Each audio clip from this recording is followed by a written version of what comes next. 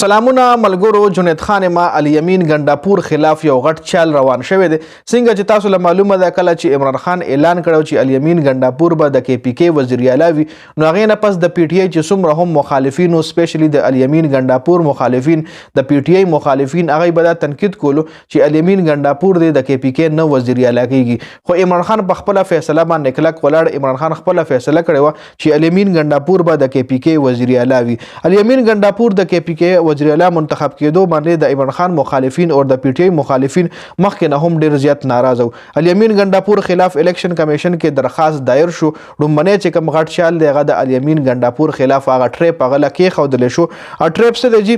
درخواست چې کوم دی کفیل نظامي د جے یو ای یو ایم این ای دی هغه دایر کړی دی په الیکشن کمیشن کې د الیمین ګنداپور خلاف. درخواست کې لیکل شوي دي چې الیمین ګنداپور په کاغذات نامزدګي کې خپلې اساسي غلطي ښودلې دي، لہذا آرټیکل 62F1 تحت دی الیمین ګنداپور نااهل شي.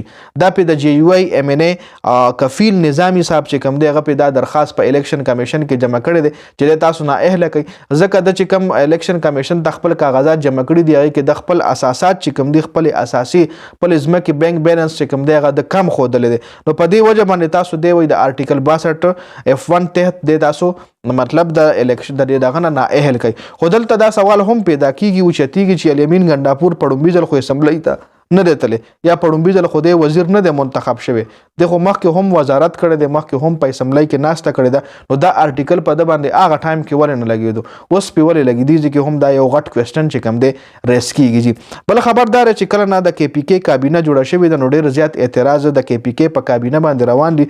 یو څو غټ اعتراضات چې کوم دي هغه پکې دا هم دي چې د ثوابۍ پکې 15 وزیران ولې دي. ډېر پکې دا دغه هم کوي چې د ثوابۍ نه پکې 15 وزیران ولې د کې پی کې کابینه کې ورچولي دي. د شیر افضل مروت رور ولې وزیر شوی دا هم ډېر زیات خلک تنقید کوي. د اسد کیسر رور ولې وزیر کړی په دې باندې هم خلک تنقید کوي. د شیرام ترکی رور ولې وزیر کړی په دې باندې هم ډېر زیات تنقید روان دی. ډېر غټ تنقید د پی ټی آی په کابینه باندې د کې پی کې چې کومه کابینه ده، کومه چې پی ټی آی جوړه کړې ده، کومه چې عمران خان جوړه کړې ده، کومه چې الیمین ګنداپور جوړه کړې ده، نو په دې باندې ډېر زیات اعتراضات او ډېر زیات تنقید کیږي. خو که چېرې زه د شیر افضل مروت خبرو کوم، که د شیر افضل مروت رور وزیر شوی وي یا شیر افضل مروت خپل هم وزیر پاتې شوی، نو په دې سړي باندې ابجکشن نو کول پکار، ځکه شیر افضل مروت هغه واحد انسان دی چې هغه کې پی کې کې پی ټی آی ته یو نوې روح ورکو.